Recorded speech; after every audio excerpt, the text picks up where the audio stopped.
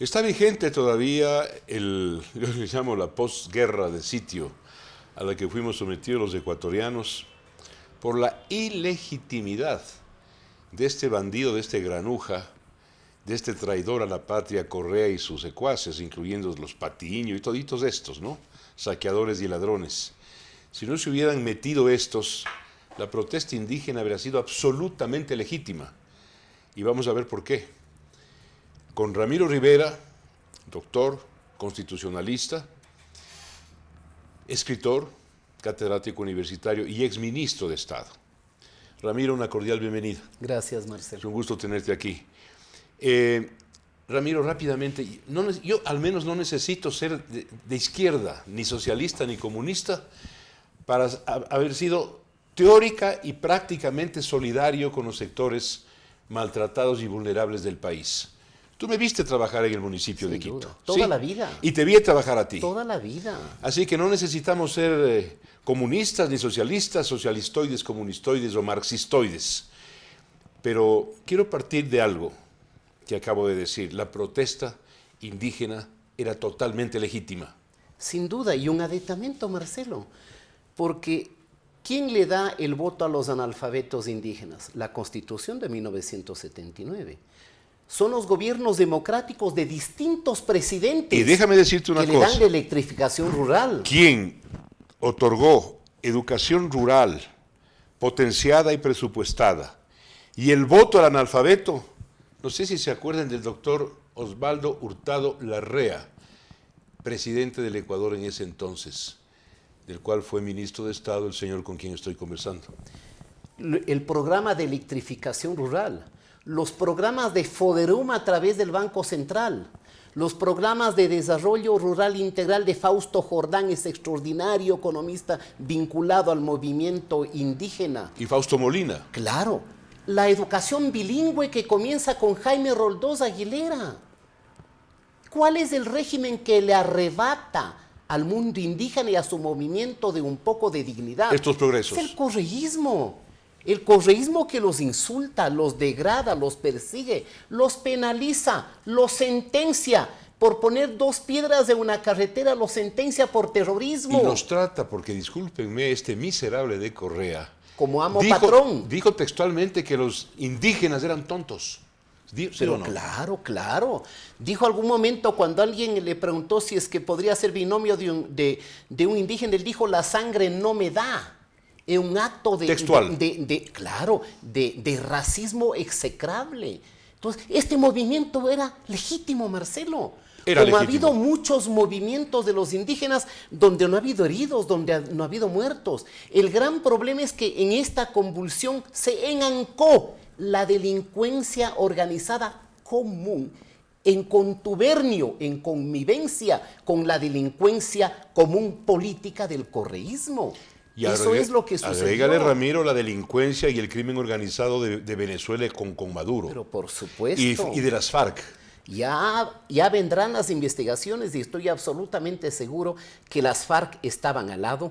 Maduro y su siniestro aparato de narcotraficantes estaba al lado. Y obviamente el capitán, el padrino, el jefe de esta banda, perdóname, Marcelo y televidentes, está enfermo, de Rafael Correa. Porque no es un hombre normal. Este es un hombre enfermo, prisionero de un alma envenenada, de una identidad esquiva, extraña, resentida. Y entonces lo que hemos tenido ahora de alguna manera, mi querido Marcelo, es lo que yo denominaría la primera cosecha, luego de una década de escuela de odio y resentimiento social. El odio a los medios de comunicación, ¿de dónde sale?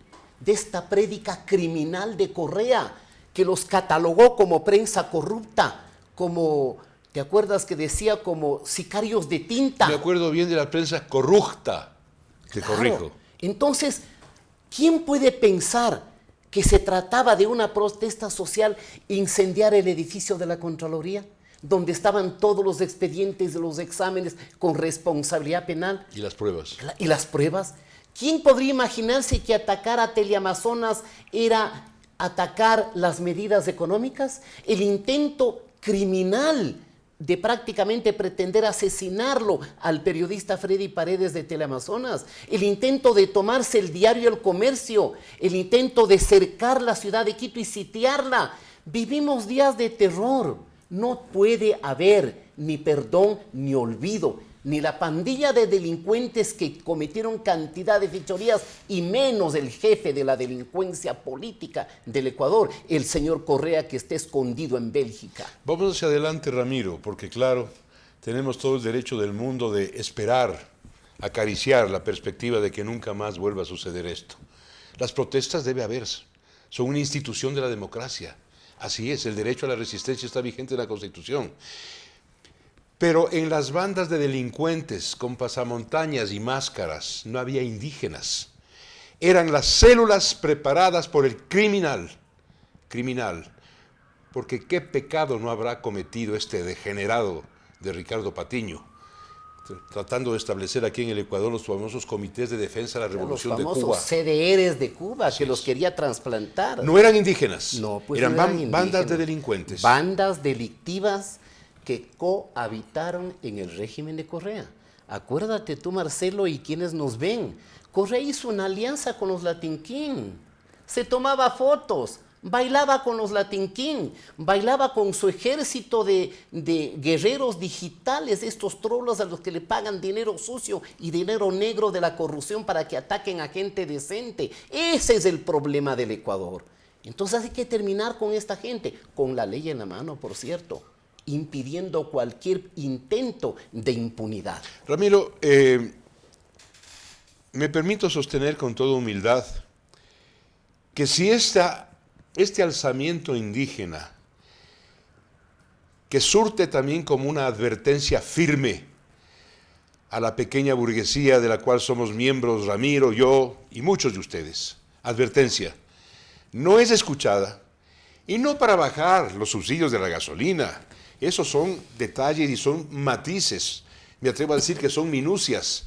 Aquí la protesta, en mi opinión, debe dejarnos la lección y la enseñanza de preparar, planificar mejores y mayores presupuestos para el desarrollo rural, caminos vecinales, hospitales, salud pública, educación.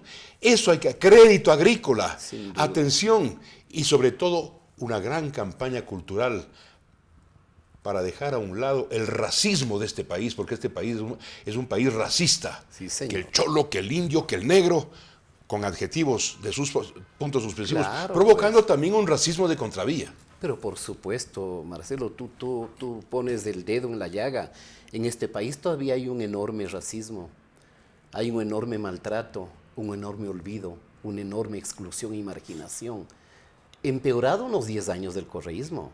Porque el correísmo te elimina las escuelitas unidocentes de los campesinos y te crea estos famosos elefantes blancos de los famosos milenios donde robaban a mansalva, donde un niño campesino para llegar a ese famoso milenio tenía que caminar 6 a 8 horas.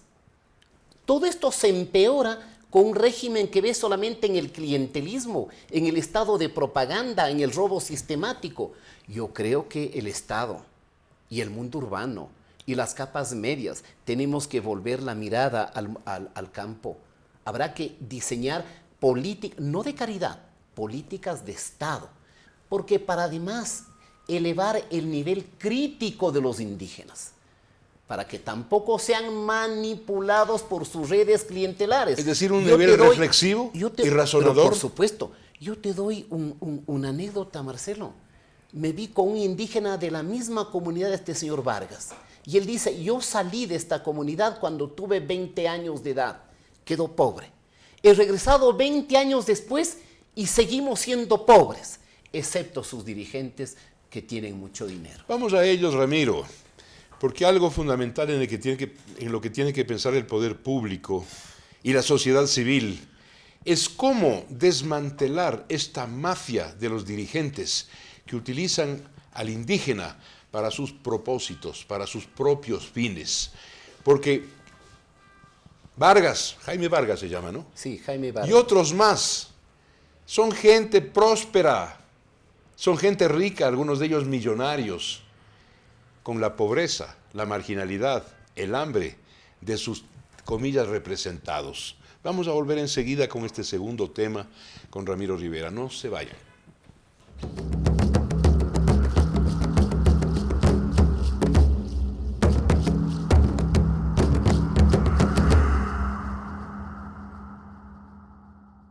Mafias dirigentes, denunciadas las mafias oportunamente en los escritos filosóficos de Carlos Marx, que calificó a estos oportunistas como exactamente eso, palabras de Marx. Ramiro: clase gozadora y oportunista, piojos disfrazados de dragones y los auténticos enemigos de la genuina revolución proletaria. Claro. Marx.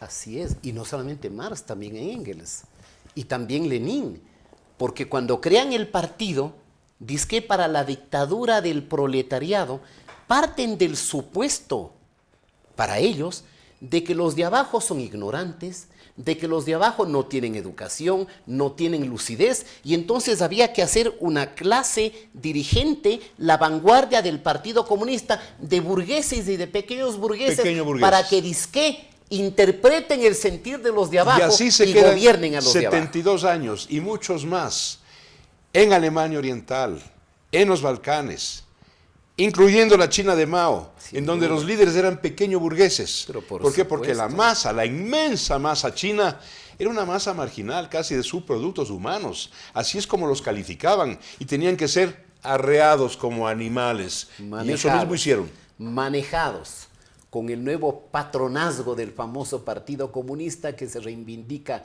en la vanguardia. Ahora bien, Marcelo, quizá va a ser necesario que se asiente un poco la pasión para pedir cuentas, pero yo no concibo los vacíos de poder, porque este acontecimiento te pone al desnudo un Estado vaciado de instrumentos de seguridad y de prevención. Yo sé que Correa diezmó la capacidad operativa de las Fuerzas Armadas y de la policía. Walter Spurrier escribe para Diario El Comercio en estos días lo siguiente, Ramiro. Sintetiza tu lúcida afirmación con una frase cortita. Hemos pasado del estado arbitrario de Correa al estado impotente de Moreno. Al vacío del poder. ¿Cómo es posible que las instancias de seguridad del Estado, ya sea de las Fuerzas Armadas o de la policía, no pudiesen advertir un poquito lo que iba a pasar? Oiga, a todos los indígenas que vienen en los camiones, ¿quiénes vienen pinchando llantas? ¿Quiénes vienen porque no todos son unos angelitos, Marcelo, ¿no? Al menos yo no busco votos para estarlos mimando. Yo defiendo al indígena, no a sus dirigentes. Claro, vienen golpeando a familias. Entrando, me dicen que en Cotopaxi como a 37 florícolas, destruyendo toda su infraestructura, golpeando a los trabajadores. Volteando la leche a la calle. Pero por supuesto, pinchando los camiones para que el brócoli no pueda ser comercializado. ¿Y eso qué es? ¿Eso es protesta o es también vandalismo? Y entonces, ¿en dónde están los dirigentes históricos del movimiento indígena? Me habría encantado ver a un Luis Macas con una actitud de serenidad y convocando a la racionalidad, o a la señora Estela Vega, Nina Pacari. Nina Pacari. Bueno, menos mal que la señora Tibán ya dijo, fuimos rebasados y manipulados por el correísmo. También lo dijo el exprefecto de Zamora Chinchipe. Hay que poner ¿Salvador Quispe? Salvador Quispe lo denunció, dijo, ya hemos perdido el control. El vandalismo del Correa es el que provoca el daño. Nosotros estamos superados, estamos indemnes. Pero el vandalismo al cual suscribió y se reclutó Carlos Pérez y a Guartambel, porque no es Yacu. Señor falsificador, usted no es Yacu. Es el nombre artístico. Usted es un mestizo, ¿sí? Que se llama Carlos, siempre se llamó Carlos Pérez Guartambel. Este fue uno de los asusasores de la violencia. Así es. No solamente en Quito, sino también en la ciudad de Cuenca. Porque en Cuenca destruyen el mobiliario urbano, destruyen las cámaras de seguridad, destruyen los semáforos. Una linda ciudad, como esta preciosa ciudad que queda devastada. Quito. Ver los videos de Quito es como ver Siria, como ver Beirut en los peores momentos, como ver Irak en los peores momentos. Es una vergüenza. Pero y también el gobierno. Solo faltaba que les pongan edecanes policiales y militares acompañando la caravana indígena. Solo faltaba que les pongan alfombra roja. Y fíjense ustedes, Marcelo, cuando hay liderazgo, la alcaldesa de Guayaquil y un líder, probablemente el único este momento que tiene poder, que tiene legitimidad de apoyo, Jaime Nebot Sadi, tomaron la decisión de bloquear el ingreso a Guayaquil. ¿Por qué no fuimos capaces de algo? Un alcalde ausente, a pesar que ahora vaya a la fiscalía a presentar las denuncias, absolutamente ausente. Un Estado vaciado, un Estado en el vacío, un Estado en la intemperie y una ciudadanía en la frustración, en el desengaño, en el miedo, en el terror frente a esta banda de bandidos. ¿Tuvimos Ministerio de Gobierno? Con guante blanco, con tanta delicadeza que no estuvo a la altura de las circunstancias. ¿Te refieres a la señorita Romo? A la ministra del Interior. A mí me sorprende de todas maneras, claro, Lenín Moreno siempre lo conocí, yo lo conozco desde hace muchos años como un hombre bondadoso, un hombre bueno, equivocado políticamente, pero un hombre al cual no se le podía ver, exhalar, emitir una maldad o una mala intención. Así es. Esta es la verdad. Yo creo que es un hombre bueno, pero tremendamente débil en su gobierno. Claro, tolerante. No entiendo yo a Lenín Moreno que diga a la señorita Romo goza de mi confianza y va a permanecer. Señor presidente, por favor, un ministerio de gobierno y su titular están para prevenir los resquicios, las rendijas, los escenarios que pueden hacer perder estabilidad política al país, al Estado, a la nación. Allí fracasó su ministra de gobierno, señor presidente de la República. Es que una sociedad, Marcelo, se erige con una ecuación: libertad más seguridad igual justicia. Cuando la libertad sale de los cauces, pasa a ser violencia, pasa a ser vandalismo o pasa a ser terrorismo. Y cuando la seguridad, perdón por redundar, no es segura, no está a la altura de la preservación del orden público, pasa a ser algo enclencle, débil. O cuando se abusa de la fuerza del Estado, pasa a ser autoritarismo. Aquí no tuvimos Estado. No tuvimos Estado. El Estado estaba vacío y vaciado. Yo quiero agradecer, no sé cuál sea tu punto de vista, pero de todas maneras a nuestras Fuerzas Armadas y a la policía. Porque si no es por ellas, esto se nos salía de las manos definitivamente. Lo que sí ha quedado evidenciado son 10 años de desmantelamiento y de ataque a las Fuerzas Armadas por parte de estos traidores a la patria del socialismo del siglo XXI con Correa a la cabeza. Sin duda. Fuerzas Armadas, nuestras Fuerzas Armadas, nuestra Policía Nacional, tienen que ser reivindicadas, repotenciadas, cueste lo que nos cueste. Sí, señor. Eso es tan importante que cualquier otra política social. Igual de importante. Es importante programas sociales sostenidos, permanentes, estructurales en el campo, pero no podemos permanecer con una fuerza pública que fue destruida por Correa. Las unidades de investigación antiterroristas, las unidades de investigación por la seguridad democrática. Las desapareció. Las desapareció. Para crear la SENAIN de él. La SENAIN. Yo pregunto, ¿cuál es la diferencia entre la SENAIN y la KGB? ¿Cuál es la diferencia entre la SENAIN y la DINE de Pinochet? Ninguna. La SENAIN gastó $7 millones para perseguir a un diputado.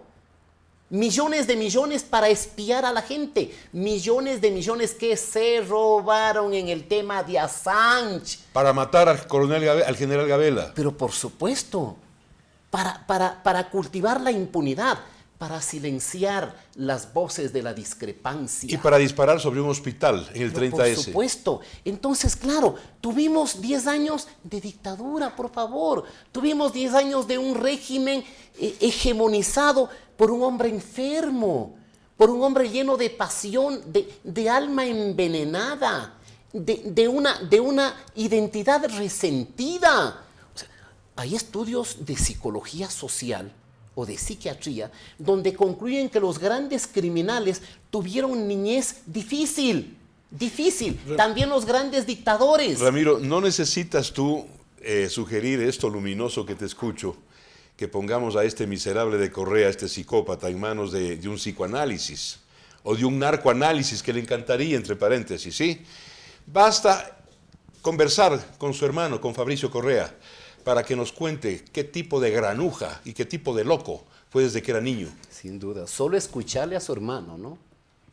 O sea, su hermano lo califica claramente como un hombre enajenado, como un suicida, como un temerario, como un hombre Provocó el suicidio de su padre. Pero por supuesto, como porque un le hombre, cayó a silletazos. Así es, como un hombre que no distingue entre lo bueno, lo sensato y lo racional, y entre lo malo, lo insensato y lo tenebroso. Amoral. Pero claro, y a mí me parece que hay una frase del señor Patiño que es tenebrosa, ¿no? Él dice, no hemos perdido la batalla, menos la guerra. Ya van a tener noticias de nosotros. Oigan, por favor, señora ministra, pondrá pues unas policías en la Corte Nacional de Justicia, por favor. Pondrá pues protección en la Fiscalía, pondrá protección en los tribunales. No vaya a ser que cualquiera de estos días aparezca otro edificio incinerado y ahí sí incineradas todas las pruebas, listo el escenario para que regrese la banda de bandidos. Señorita Romo, despierte de su modorra, de su inopia política. Se lo digo con respeto. ¿Y sabe qué? Espabilese. Me permito recomendarle que vaya al diccionario y vea lo que significa espabilar. Salir del amortiguamiento, salir de la modorra. Espabile, señorita Romo. Ramiro, palabras finales. Esta no fue una protesta social, aunque originariamente intentó serla. El movimiento indígena fue penetrado y envenenado por una banda delictiva de delincuentes a mansalva. La protesta es legítima, pero a condición de que cuando tú luchas por tus derechos, tu límite es el derecho de los demás. Pero es que esto lo sabemos desde la Revolución Inglesa, francesa, norteamericana, desde la creación de las Naciones Unidas. Hay un artículo 19.2 de la Declaración de las Naciones Unidas de 1948. Hay que leerla. Entonces, cuidado con venir que aquí hay alguien dueño del país, ¿no? El señor Vargas dijo que él era el dueño del petróleo, que tenía sus propios territorios. En la escuela, cuando me enseñaban geografía, aprendí que el territorio ecuatoriano es uno solo. Pero él reivindica eso. Gente peligrosa, porque está contaminada también por cierto alienalismo de carácter ideológico. Sí, palabras finales de Ramiro a las cuales quiero aumentar este matiz. Señor Jaime Vargas, le felicito por ser un hombre próspero, un capitalista y un millonario. A usted hay que contarle y escrutarle por varios cientos de miles, si no millones de dólares. ¿Sí? Vehículos, casas, predios, haciendas, territorios que no son suyos. Está bien eso, pleno derecho. Pero yo no puedo entender que usted sea lo que es y funja de socialista. Porque usted es un capitalista y le aplaudo, señor Vargas. Siga haciéndolo, ¿sí?